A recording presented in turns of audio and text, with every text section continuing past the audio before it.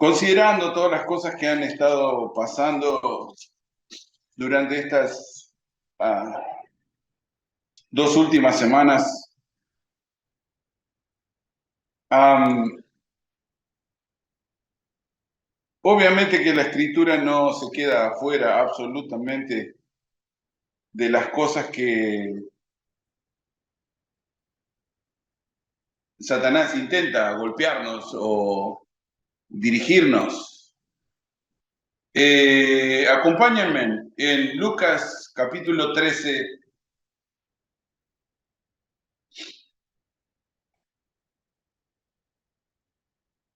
Lucas capítulo 13, verso 22 en adelante. Y mantengan sus Biblias abiertas. Obviamente vamos a ir al pasaje repetidas veces.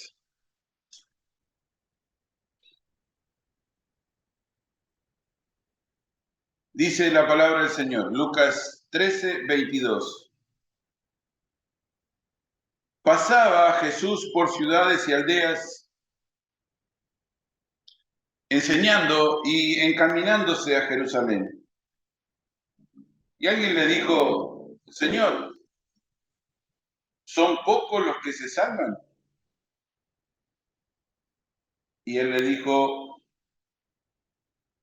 esforzaos a entrar por la puerta angosta, porque os digo que muchos procurarán entrar y no podrán. Después que el padre de familia se haya levantado y cerrado la puerta, y estando fuera empecéis a llamar a la puerta diciendo, Señor, Señor, ábrenos. Él respondiendo os dirá, no sé de dónde sois. Entonces comenzaréis a decir, delante de ti hemos comido y bebido y en nuestras plazas enseñaste. Pero él os dirá,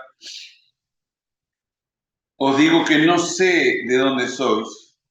Apartaos de mí, todos vosotros, hacedores de maldad. Allí será el llanto y el crujir de dientes cuando veáis a Abraham, a Isaac y a Jacob y a todos los profetas en el reino de Dios y vosotros estéis excluidos. Y vosotros estéis excluidos.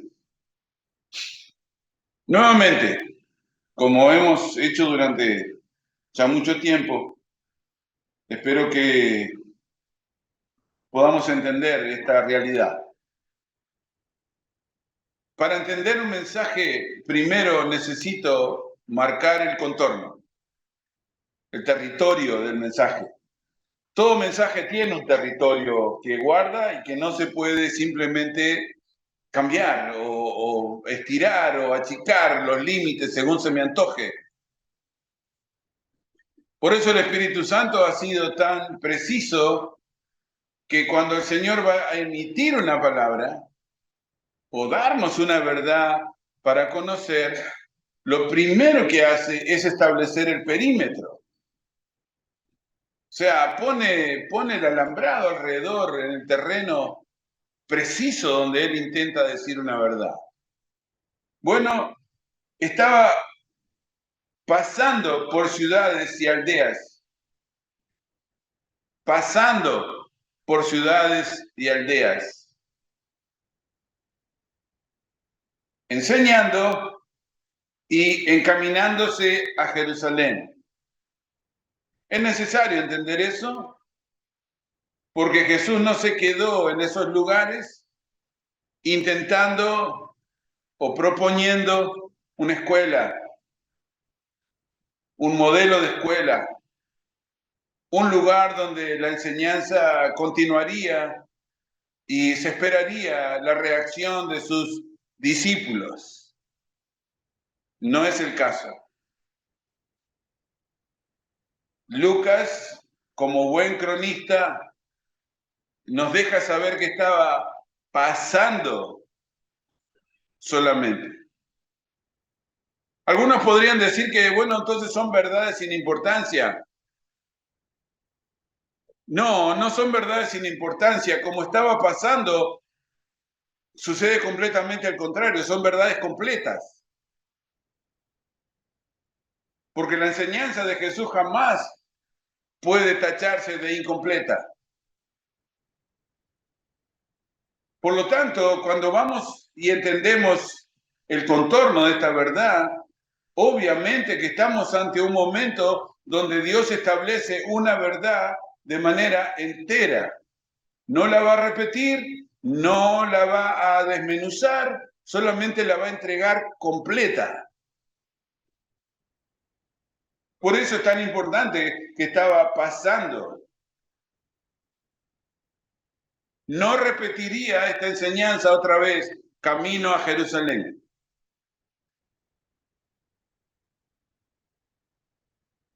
En esos momentos donde él está enseñando, alguien le pregunta y no identifican, o sea que no era un discípulo, era alguien que estaba escuchando la enseñanza. Y como la enseñanza del Señor Jesucristo está centrada en el reino, arrepentíos porque el reino de Dios se ha acercado a vosotros. Es el mensaje de Jesús. Arrepentíos porque el reino de Dios ha venido a nosotros. La pregunta es una pregunta lógica, porque aparentemente en la enseñanza que él estaba dando, estaba hablando obviamente del remanente. Los salvos para la escritura siempre son un remanente, como hemos visto en el estudio de los profetas.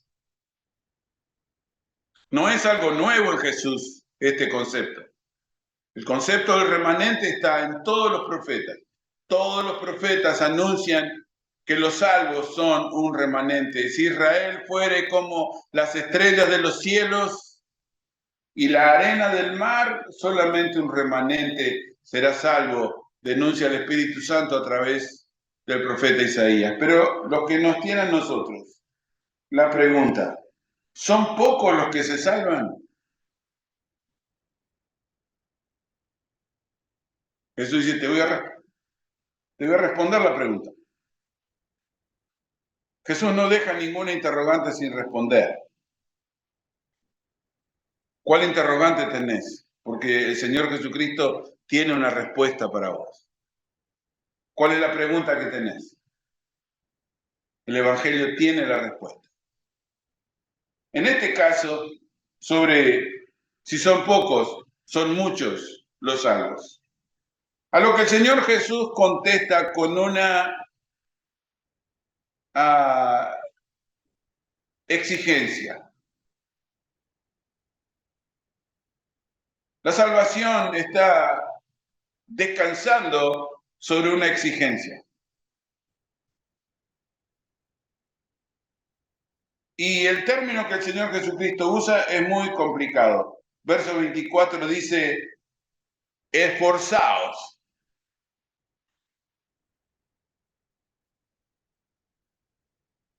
Parece algo que poco tiene que ver con la gracia.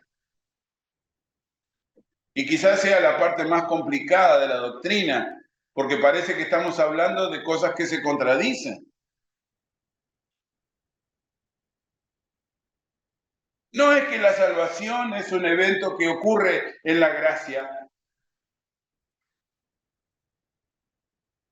No, la salvación no es un asunto que ocurre en la gracia. El perdón es lo que ocurre en la gracia. Porque sin perdón nadie va a ser salvo. Por lo tanto, antes de hablar de salvación o de cualquier concepto que tenga que ver de salvación, primero necesito entender si soy salvo.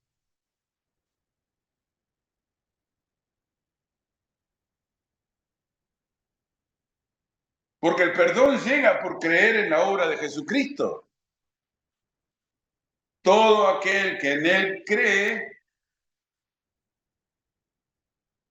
Todo aquel que en él cree. ¿En quién? En Jesús, obvio.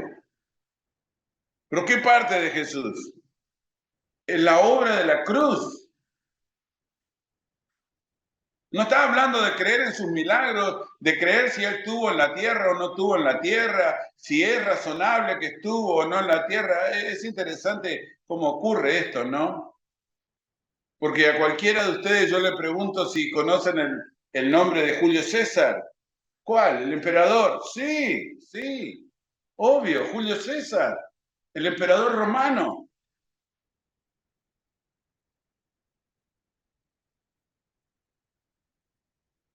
Bueno, es casi un mito, porque la realidad histórica es que solamente hay 5 documentos históricos que nombran a Julio César como emperador romano. 5 documentos.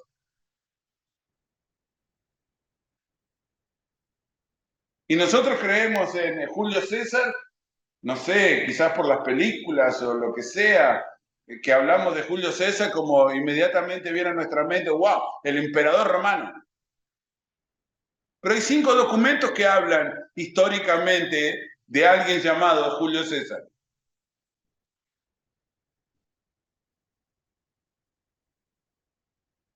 Por lo tanto, si en esta mañana vos crees en Julio César o crees en el personaje Julio César, el emperador romano,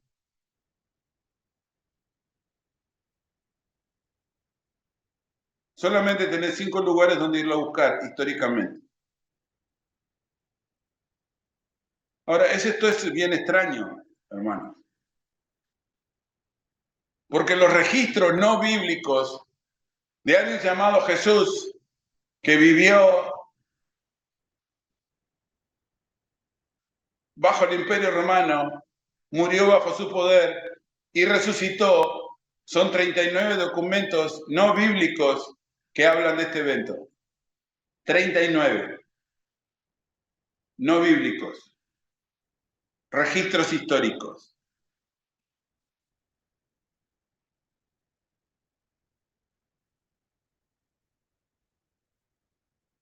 Es bien interesante cómo funcionan las mentiras, ¿no? Porque si fuera por registros históricos, es mucho más sencillo encontrar en el mundo que personas te digan que realmente hubo alguien que se llamó Julio César, pero dudan si hubo alguien que se llamó Jesucristo.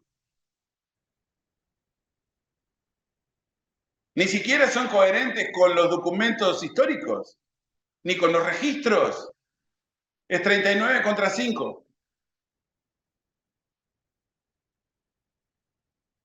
Pero no sé si hay una estadística en esto.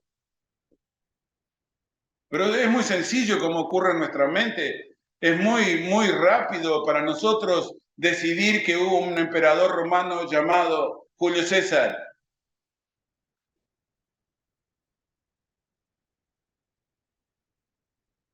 Pero no es tan sencillo creer que hubo alguien que se llamó Jesús, que murió en Jerusalén y que sus discípulos proclamaron que resucitó. Bueno, solo para que sepas, son 39 documentos contra 5. O sea que nosotros elegimos qué creer. No es un problema de la historia. Yo elijo qué creer. Son pocos los que se salvan. No sé qué respuesta estaba esperando esta persona que le hizo esta pregunta.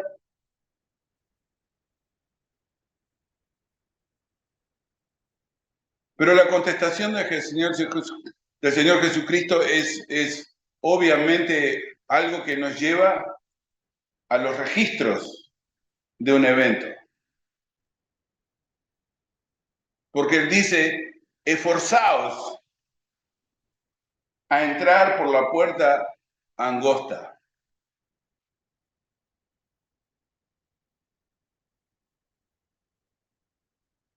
Esforzaos a entrar por la puerta angosta. Si leen un poquito más, se van a dar cuenta que la puerta angosta es un juego de palabras. Obviamente que Jesús está utilizando el contenido de la palabra puerta y se le agrega un adjetivo, angosta, algo que la describe. Es una puerta, pero es una puerta angosta. ¿Por qué puerta? ¿Por qué puerta?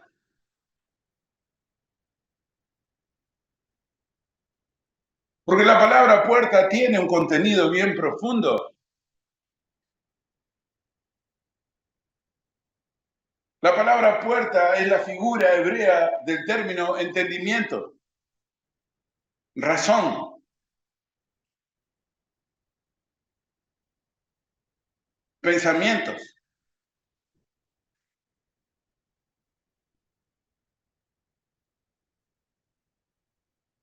Esforzate en tu entendimiento. Tiene que haber un esfuerzo en tu manera de entender. Como recién dije, los documentos. No hagamos del Señor Jesucristo solamente un problema de fe. El Señor Jesucristo nos presenta un problema histórico. Y es una bofetada. Es una bofetada. Porque si nuestro entendimiento funciona,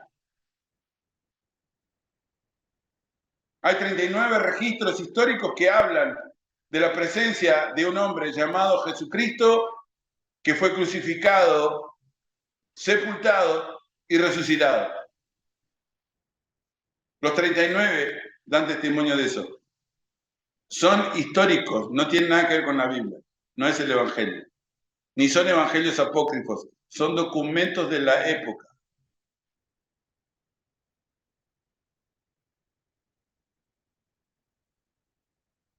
Pero qué interesante que no discutiríamos sobre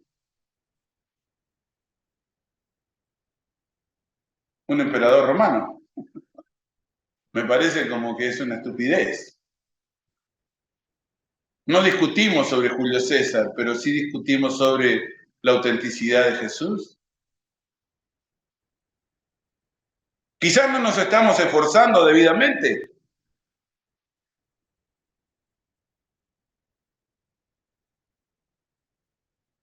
Y según el Señor Jesucristo, esa actitud respecto a su verdad es esencial para los que se salvan. O sea, tendríamos que ponerlo en una fórmula. Se salvan solamente los que quieren entender.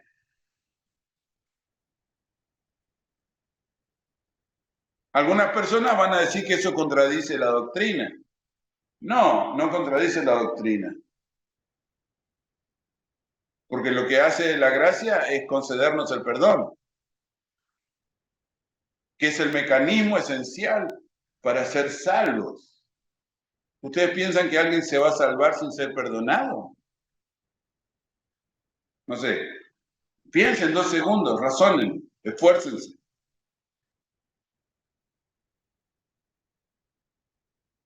¿Podrá llamarse algo a alguna persona salva sin haber sido perdonado de sus pecados? Porque el perdón sí es un evento de la gracia.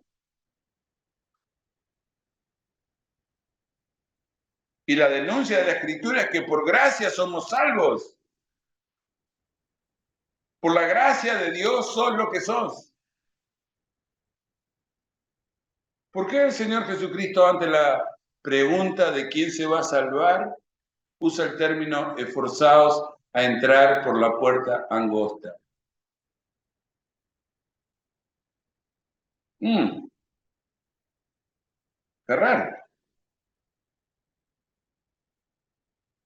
qué raro. ¿Está agregando algo más a creer? O sea que tengo que creer y esforzarme.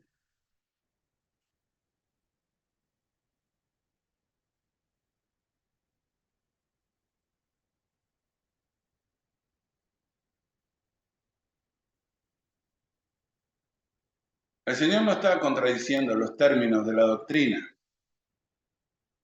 El Señor lo que está haciendo es volviendo la doctrina algo práctico. La doctrina, para ser comprendida, debe volverse algo práctico, algo que yo pueda tocar.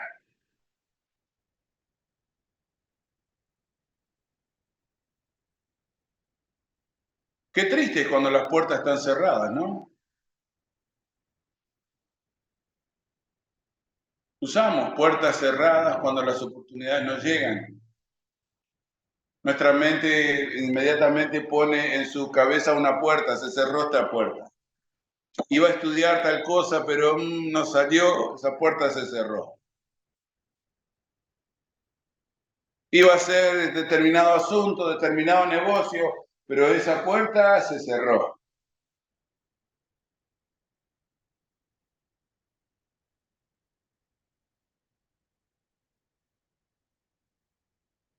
Ya que ya está en nuestra cabeza lo que significa una puerta cerrada. Una puerta cerrada es la terminación de una posibilidad. Se terminó la posibilidad, se cerró la puerta.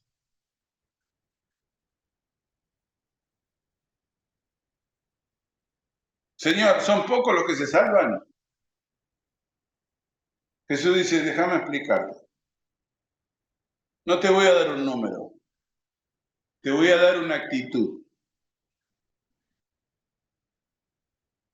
Y mediante esta actitud vos vas a medir si vos te vas a salvar. Que eso es lo que realmente importa, hermano. ¿Cuántos se van a salvar en el mundo? Realmente no importa. El asunto sería si vos te vas a salvar, si yo me voy a salvar.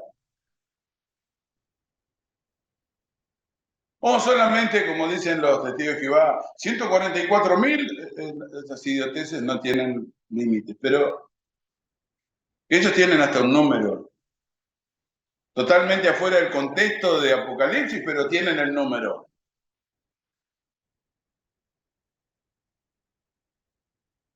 Lo que hace que su acción sea bastante estúpida. Porque si solamente 144.000 entrarán en los cielos, dejen de buscar personas, hermanos, ya son más de 144.000 ustedes. Por lo menos cierren el número entre ustedes, entre 144.000. Así se van tranquilos, pero no.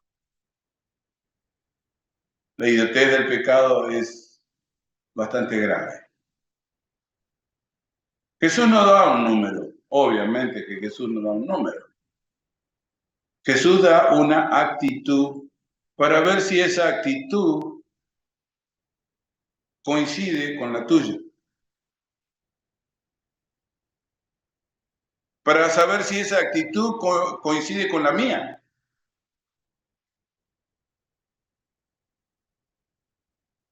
¿Yo estoy haciendo mi mejor intento para entender las cosas de Dios? Really. Ahora no tenés que ser examinado por nadie. No vas a tener que pasar una prueba de conocimiento, por ejemplo. Es interesante cómo funcionan las profesiones porque hay un board en todos lados donde te ejecutan con un examen. A ver si sabes lo que decís que sabés. Y si no sabes lo que decís que sabés, no podés pasar. ¿Y saben lo que es más triste de esto? Que nosotros aceptamos los resultados. Si alguien te dice que fallaste el examen, fallaste el examen. Se acabó el cuento.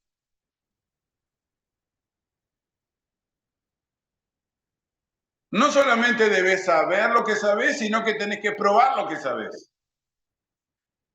Uno diría que eso es justo, ¿no?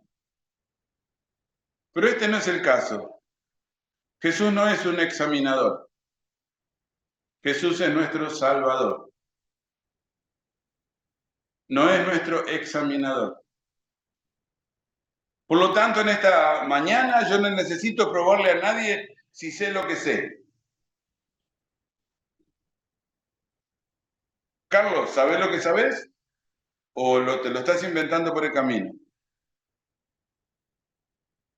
Bueno, Jesús no es un examinador, es algo peor. Al fin del camino nos espera como juez.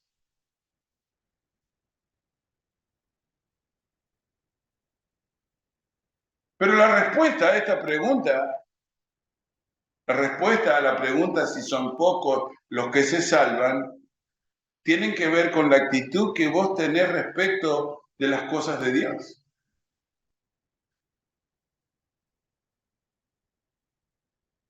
Hablábamos en esta mañana y tratando de entender estas cosas, lo que vino esta mañana me golpea duramente porque jamás tendría una relación con alguien que no es leal. Me lo dice mi razón. No puedo tener una relación verdadera con alguien que es desleal. No puedo tenerlo. Mi razón no me deja. Y si todavía quisiera tener una relación con alguien que es desleal, estaría enfermo, psicológicamente enfermo. Y no estoy enfermo. Los límites de todas mis relaciones golpean la lealtad. Si no podés ser leal, no quiero tener una relación contigo de ningún tipo, ni de hermano, ni de amigo, ni de nada. No me interesa. No voy a perder el tiempo en una relación desleal. Ya lo aprendí. Ya lo aprendí. Me costó un poco porque soy lento, pero lo aprendí. Yo no soy responsable de la salvación de las personas. Cristo se hace responsable de esto. Y pone la posibilidad sobre mí, no sobre Él. Esforzaos a entender. Esforzate en el razonamiento. No hagas cosas que no tienen que ver con la razón. Millones de supuestos creyentes le fallan al Señor. Millones de creyentes le fallan al Señor, no son leales con el Señor. Mienten, roban, engañan. Obviamente que no en grandes cantidades. Obviamente que no serían encarcelados por sus robos y mentiras, pero roban y mienten anyway. Lo hacen, de todas maneras lo hacen.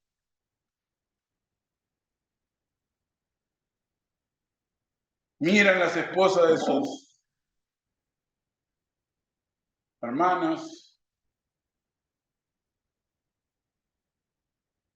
se roban sus diezmos, no son leales con la palabra, pero quieren sentirse creyentes. ¿Cómo esto es razonable, hermanos? ¿Cómo que esto lo hacemos razonable?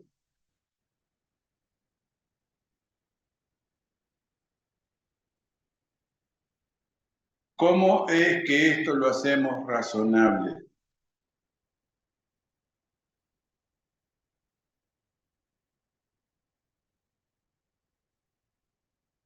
Esto no es razonable.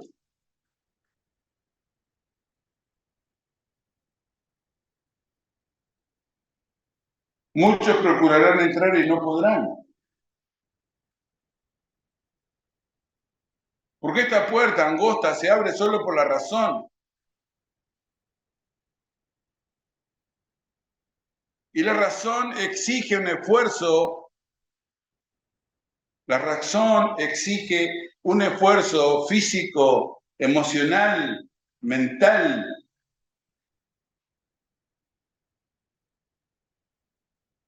del cual debo ser consciente que tiene que ocurrir.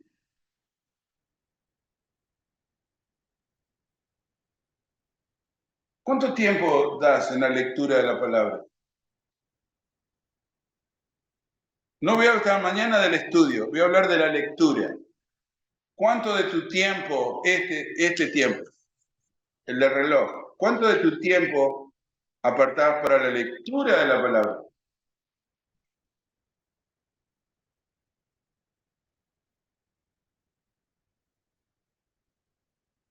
Y todos sabemos que hay una diferencia entre leer y estudiar. Porque el estudio es un esfuerzo, la lectura es un ejercicio.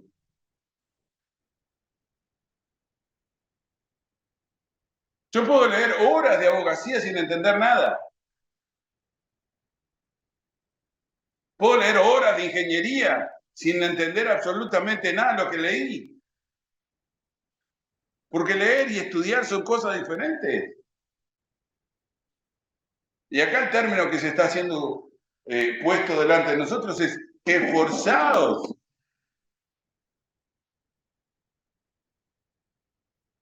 Bueno, si lo pasamos solamente a una conducta de lectura, leo todo el tiempo. Leo cualquier cosa, leo todo lo que pasa por delante mío, lo leo. He tenido esa costumbre por años. Leo todo lo que pasa por el lado mío. No solamente leo libros de cosas bíblicas, leo de todo tipo de información.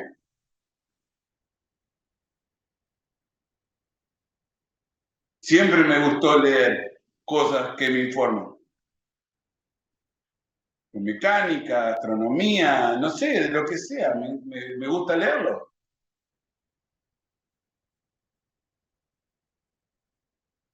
No me significa ningún esfuerzo,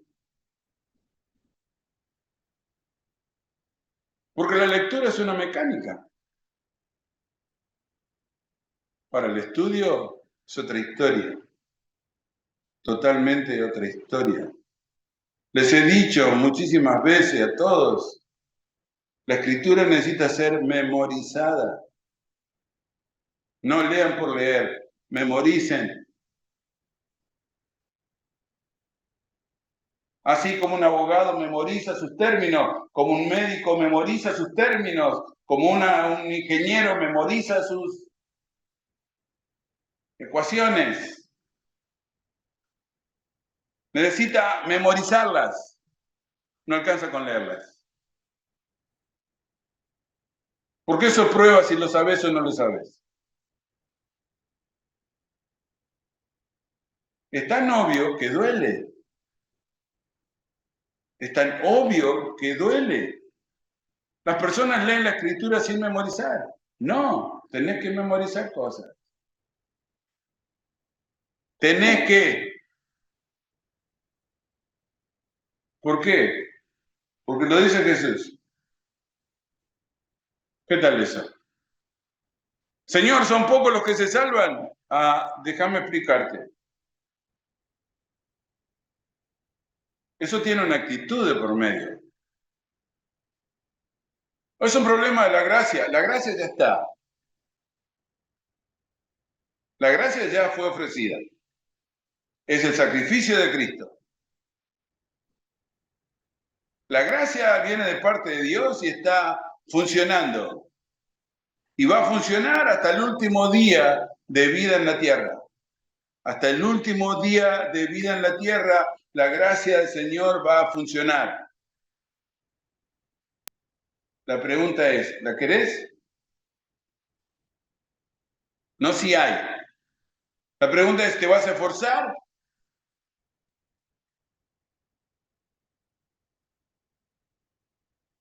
¿Cómo querés que la verdad de Dios funcione sin que te hayas esforzado para vivirla, para entenderla? Son millones de creyentes que vegetan en nuestras iglesias.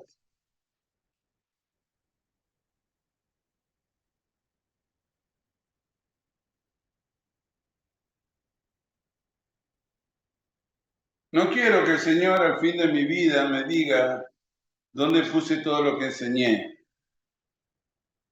porque me tomé el trabajo de escribir todo lo que he enseñado.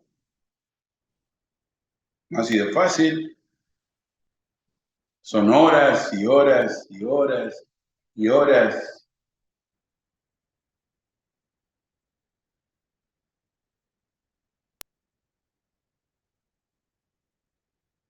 Algunas personas se preguntarán, ¿para qué?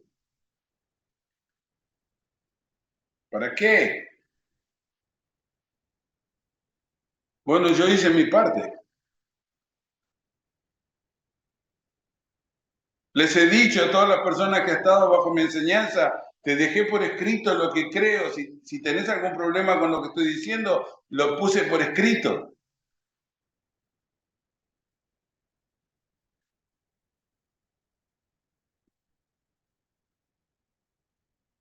Porque no creo que una persona crezca sin esfuerzo.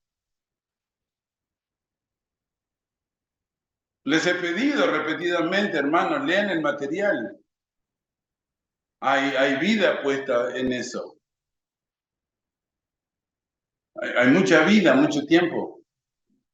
Y esa no es la palabra de Dios, ¿eh? Lo que yo escribo no es la palabra de Dios. Lo que yo escribo es un estudio de la palabra de Dios.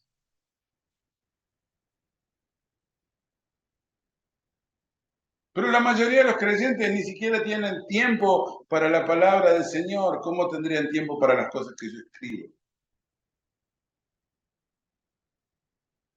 Señor, ¿son pocos los que se salvan?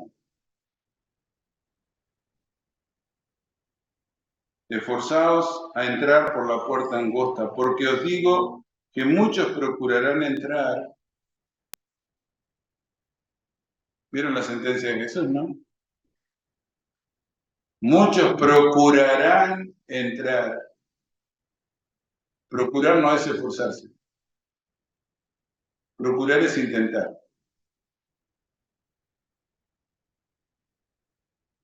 Los intentos no alcanzan para Jesús. Esto es algo que ocurre en la parte que nosotros llamamos mérito. El intento no es un mérito, el intento es un intento. El mérito solamente se confirma en el esfuerzo. El mérito solo se confirma en el esfuerzo. ¿Podemos memorizarlo? El mérito solo se confirma en el esfuerzo. No, intentarlo ya es un mérito. No.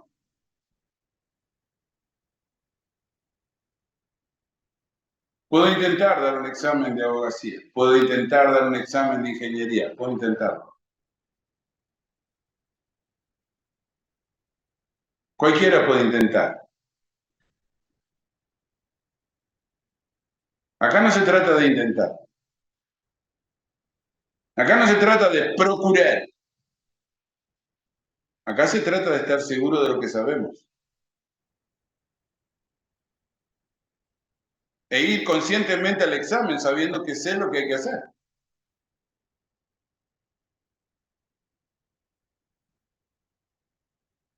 Yo fui muchas veces a muchos exámenes a jugarme la nota, sin haber estudiado, no sé, haber algo que escuché, no sé, algo que se dijo en la clase. ¿Saben cuántas veces fue un examen así? Lo voy a intentar. Algunos de esos intentos me salieron bien, pero no eran meritorios, ¿eh? Suerte. Que justo preguntaron lo que sabía. Suerte, suerte. ¿Vas a dejar tu alma a la suerte? No sé, te pregunto. ¿Vas a dejar tu alma a la suerte? A ver si cuando llegamos ahí nos salvamos.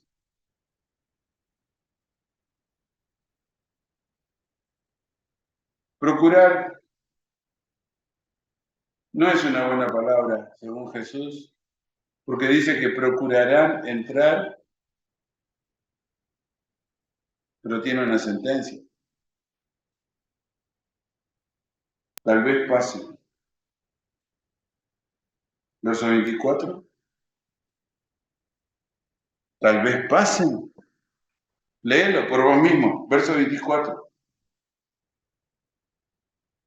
Léelo por vos mismo. ¿Qué dice la Escritura? Procurarán entrar y no podrán. Porque el Señor Jesucristo está hablando de lo que se han esforzado. Ahora, la pregunta. Con esa pregunta nos vamos. ¿Te estás procurando entender o te estás esforzando en entender?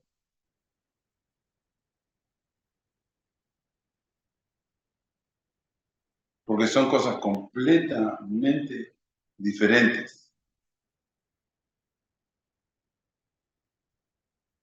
Una te deja adentro y la otra te deja afuera. Parece obvio, pero permítame decirlo obvio.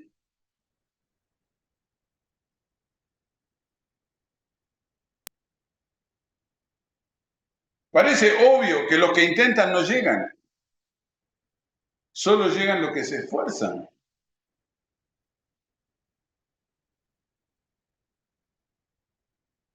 Los que concentran toda su fuerza en un solo punto. Eso es esforzarse. Concentrar todas nuestras fuerzas en un solo punto.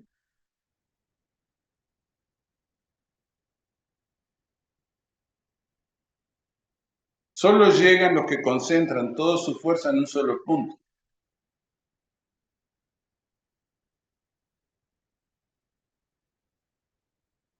A veces tenemos envidia de los que llegan o de los que alcanzan cosas.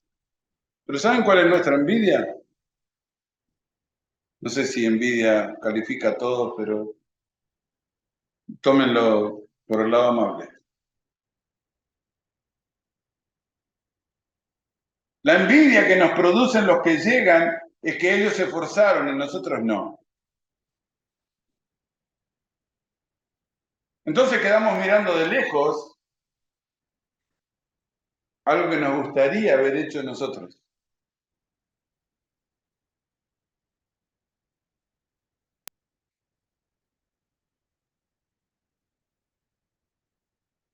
Hay un dicho chino que dice que la envidia arde. El ardón es muy diferente al dolor, porque el dolor tiene origen. El ardor nos incomoda. La envidia arde. Sí, quizás que sí. Quizás que sí. Como el fuego, dice Jesús. Arde. Señor, son pocos los que se salvan.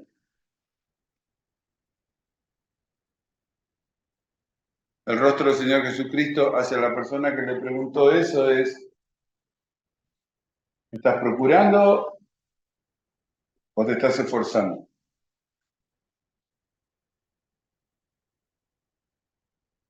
Porque procurar no alcanza. Procurar no alcanza. Intentar no alcanza. Y nosotros sabemos íntimamente que intentar no alcanza, hermano.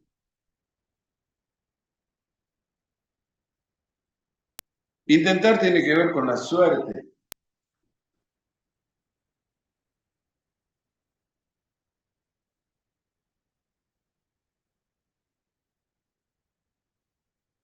Y la suerte no existe.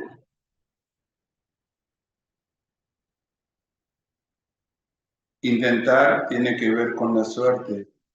Y la suerte no existe. Lo que existe es la ley de probabilidad. A eso nosotros le llamamos suerte.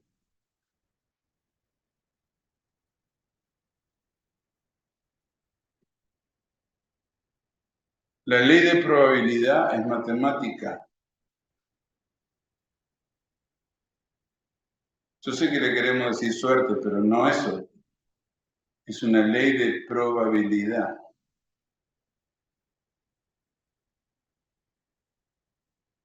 ¿Podés acertar la lotería? Sí. Una posibilidad, 700 millones. ¡Qué suerte le pegué! No, no es suerte. Es ley de probabilidad. Pero fíjense en lo que dice el Señor Jesucristo con la ley de probabilidad. Procurarán entrar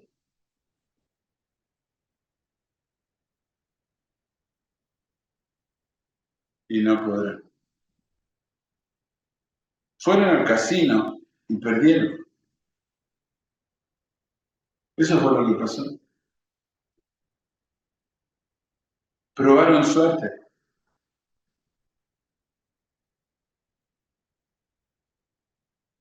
Vamos a ver.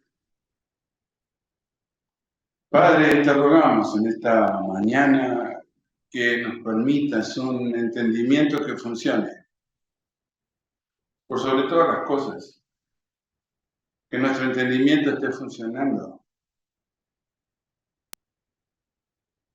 No entiendo cómo podemos querer una relación contigo sin ser totalmente fieles. No entiendo cómo estamos esperando que una relación infiel funcione. Porque en el mundo ninguna relación infiel funciona. ¿Cómo funcionaría espiritualmente? Permítenos, Señor, esforzarnos, razonar, utilizar la puerta.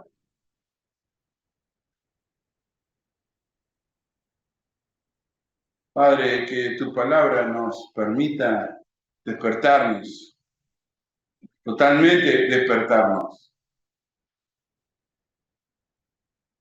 Y no que juguemos a la religión.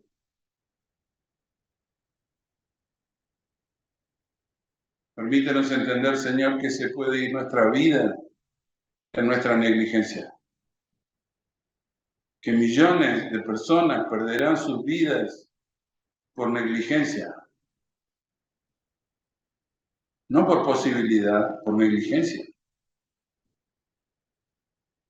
Padre, que tu Espíritu Santo nos permita encontrarnos con la puerta, esforzarnos a entrar. Sé tú, Señor, sobre cada uno de mis hermanos en esta mañana, que el poder, Señor, que obra en tu Espíritu Santo nos permita comprender el valor, el mérito de nuestro esfuerzo. Por Jesucristo oramos y te damos gracias. Amén.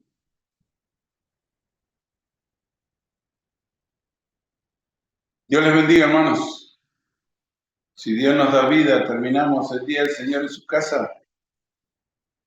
Pasen un buen día. Dios les bendiga.